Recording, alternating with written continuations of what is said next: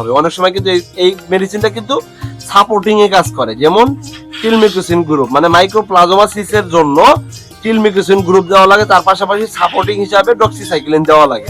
তো আমি যেটা বলতেছি, যেহেতু আবহাওয়া চেঞ্জ হইতেছে, অ্যান্টিবায়োটিকে না গিয়া, হ্যাঁ, আপনি যদি রোগে না পড়েন, অ্যান্টিবায়োটিকে না গিয়া 10 দিন পর পর একটানা 3 দিন করে 1 গ্রাম করে পাউডার 1 লিটার পানিতে মিশিয়ে আপনার কবুতরকে খাইতে দিবেন। ইনশাআল্লাহ আমি মনে করি ওই কবুতর সুরক্ষিত থাকবে। আচ্ছা, ডক্সিসাইক্লিন বাদ দিলাম, এখন এটা নিয়ে কথা বলবো।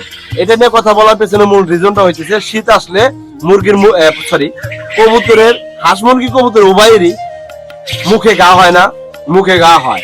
অনেকেরই কবুতর গুটি ওঠে এবং অনেকের কবুতর প্যারালাইজড হয়, অনেকের কবুতরের বাচ্চার পা বাঁকা হয়ে যায়, অনেকের কবুতরের পা মানে বাচ্চার বুকের হাড় সরু হয়, চিকন হয়ে যায়, আর কবুতর খাবার খাইতে চায় না। যারা বলেন যে কবুতর খাবার খাইতে চায় না, বিশেষ করে তাদের জন্য আজকের এই মেডিসিনটি ভিটামিন B1B2, ভিটামিন B1B2 এটা হলো ভিটামিন জনিত একটা মেডিসিন। কথা বুঝতে পারছেন? এটা একটা ফিড সাপ্লিমেন্ট। আপনি সুষম খাবারের পাশাপাশি, পরিষ্কার খাবারের পাশাপাশি এই ফিড সাপ্লিমেন্ট হিসাবে যদি ভিটামিন B1B2 দিতে পারেন, ইনশাআল্লাহ আপনার কবুতর মুখে ঘা, প্যারালাইজড হওয়া, হাড় বাঁকা হওয়া, পা বাঁকা হওয়া, বুকের পাঁজরের হাড় বাঁকা হওয়া বা শুকিয়ে যাওয়া, কবুতর ডায়রিয়া বা পাতলা পায়খানা করা এবং কবুতরের খাবারের প্রতি অরুচি দমন করা, এগুলা প্রত্যেকটা রোগের বিরুদ্ধে প্রোডাকশন দেয় হচ্ছে হলো এই ভিটামিন B1B2।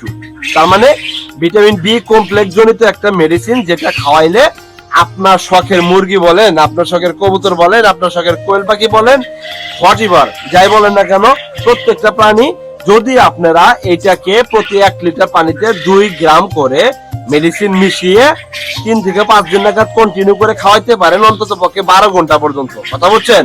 ওষুধ মিশ্রিত পানিটা 3 থেকে 5 ঘন্টা দিয়ে রাখার চেষ্টা করবেন, 24 ঘন্টার মধ্যে 12 ঘন্টা চালানোর চেষ্টা করবেন। এইভাবে সর্বনিম্ন 3 দিন ব্যবহার করবেন। 2 গ্রাম পাউডার 1 লিটার পানিতে মিশিয়ে 3 থেকে 5 দিন কন্টিনিউ করবেন।